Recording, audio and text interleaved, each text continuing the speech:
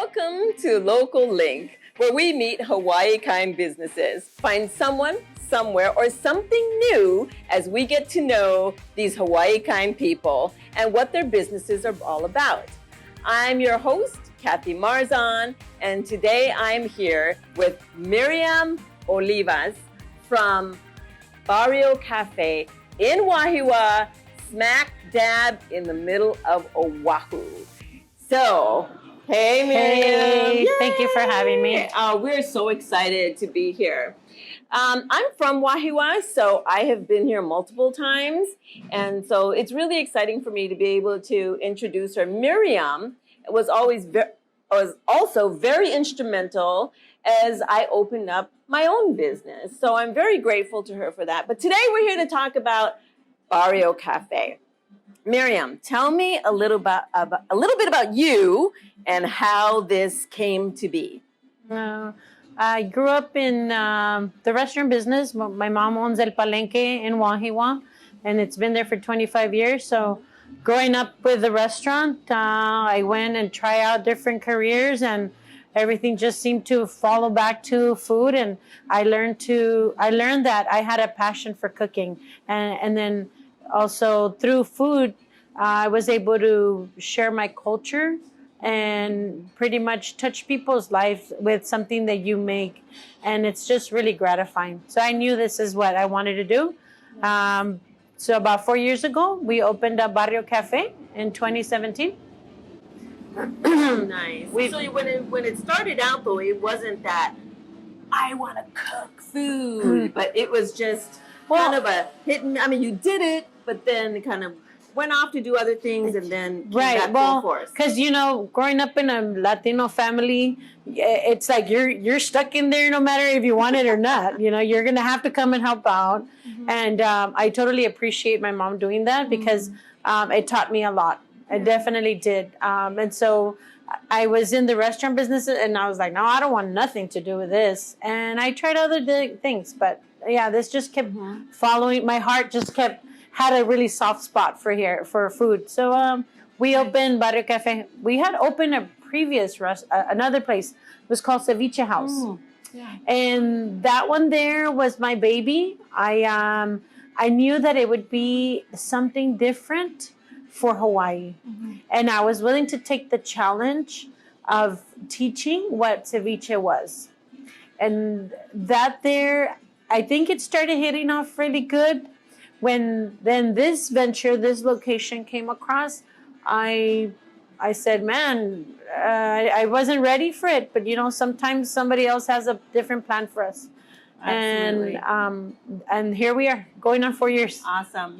One fun fact about Miriam that I know, that one of the little things that she tried before coming into the restaurant business was she was a DJ. Yeah, I was... Hawaii, the Latino community, it's really small. So I learned to be so much grateful for my culture. I learned to love my culture, being far away from it. I think it makes you. It makes you when you don't have that music, that telenovelas, the soap operas, or the food. The food. And therefore... I had a friend that was a DJ and he did Spanish music, but he was in the Navy and he was trying to, talk to one of my aunts, and he's like, hey, why don't you try to play, something while I dance with her? And I was like, okay. I tried it out and then I liked it. I really enjoyed it. And it was, it takes you to a whole different place, and making people happy and having them enjoy it. It's just gratifying, just like with food. So music and food are very close alike. And so I became really passionate about that. And I did it for a good amount of years. I did about 9-10 years. Oh, wow, nice. I was one that did the Mexican nights for the Wahiawa town. There used to be a bar called the Gold Zone in Wahiawa. Yeah. And that's where they had the Mexican night, right next to a palenque. And that's where I did it. And then I started learning more and more. And I was a little bit of all over. I worked with Nadsir Teas, and I worked at different other locations. But yeah. And then, after a while, you could only do that for so long. Yeah. I started getting older. I couldn't stay up too late. My kids are growing up. I was like, yeah, I got to move on. But the fun thing is that here in the restaurant, you get good music. Oh, yeah. Music goes with the food. And I have several playlists, which is, I think people think I'm a little crazy when they know all of this. I create menus, like for my pop-up dinners, and I create a playlist, and it has to be playing at certain times. So you notice that at the beginning, you can't start them off with like really strong music because, they get a little hyped up and then they forget about the food. So you got to kind of swing them in there. That was pretty fun. But I do that all the time. So I create my own playlist. I'm probably going to put up my Barrio Cafe playlist on Spotify one of these days. I like it. I think that'd be fun. Yeah, I know that every time I come in here, it's like we need a little bit of a dance floor. I know people tend to like be moving in their chairs a lot. I see that. But it's good. That means that, I want people to enjoy their time in here. While they're in here, not only are they getting, good music, good food, with great company, whoever they come in. And sometimes people know people from the neighborhood here and they start talking. But just a little taste of my culture is what I want to share in the Wahiawa town. Nice. So you also did a couple of events. Yes. The first one I was able to come to, which was amazing because then you had... right. Tres Sols, yes. Which is a group that does bolero music. Oh my goodness. Yes. Beautiful. So we brought them I had traveled to Oaxaca to work with 2 chefs, and a girlfriend and I went out there and just explored Oaxaca. I fell in love with it, but I knew that I needed to know more in depth of my culture. And being from the north, I'm from Ciudad Juarez. I'm border town with Texas, and then I grew up in LA. I needed to know more from the culture of the foods. So I went to Oaxaca, and man, if you ever want to know, I think that is the place you want to start off. Go to Oaxaca, and there's so much to learn.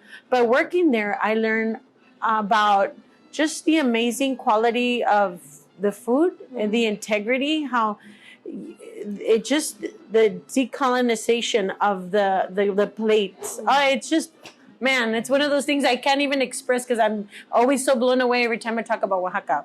But going back to the little part of the little taste of Oaxaca that we had here in Wahiawa, that there was a amazing night. We were able to serve moles, 3 types of moles, playing bolero music.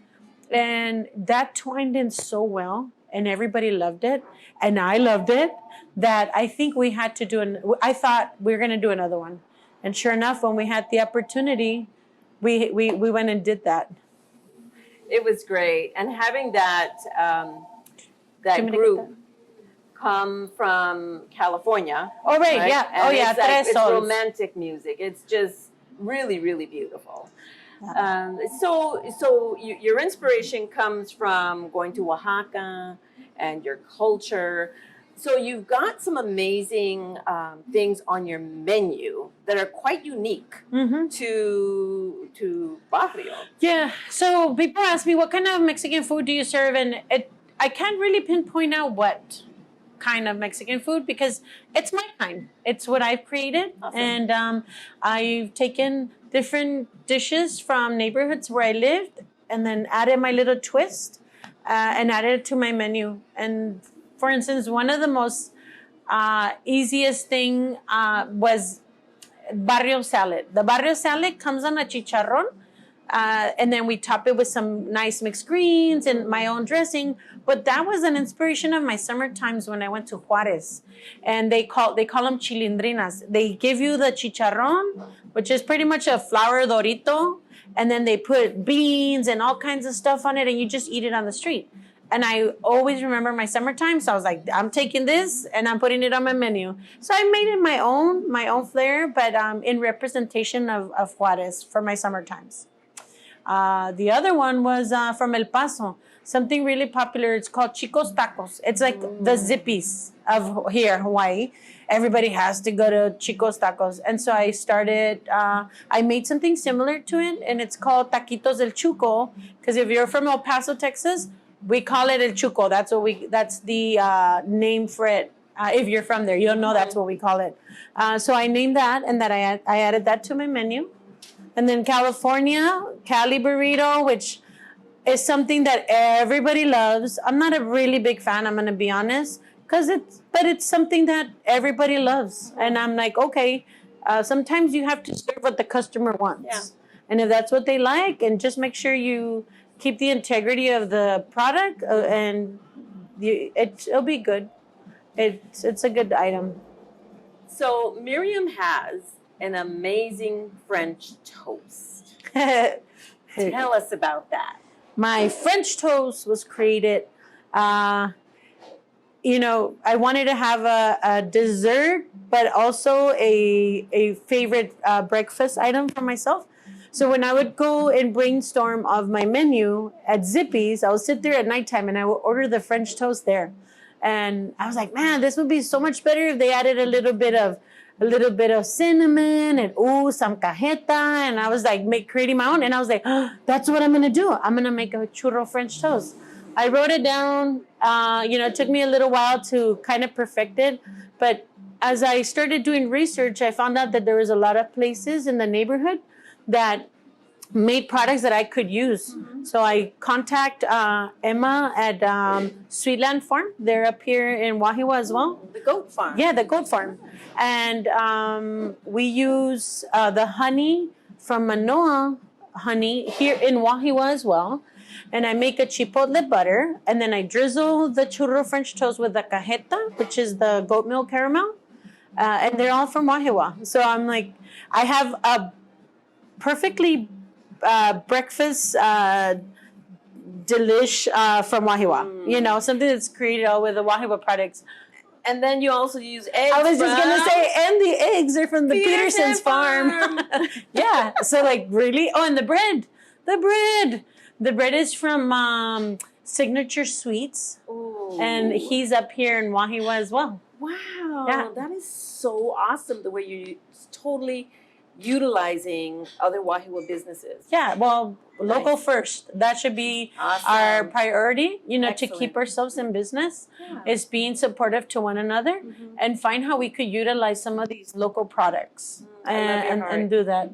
Because being in a town that, Wahiawa is a town where it's full of heart and people are extremely supportive. And with, in every single time that we've dealt with here in Hawaii, from September 11 to the whole COVID stuff, our community has come through and helped small businesses survive. So I'm really grateful for that. Okay, so what would you like people to know about Barrio Cafe? What's that one thing you'd like for them to know? Just know that we definitely take, we cook with a lot of love. And we definitely want to share a little bit of our culture. And don't be afraid of trying something out of the ordinary. Our chorizo rice, something super popular. And they're like, what? Chorizo rice? Like fried rice?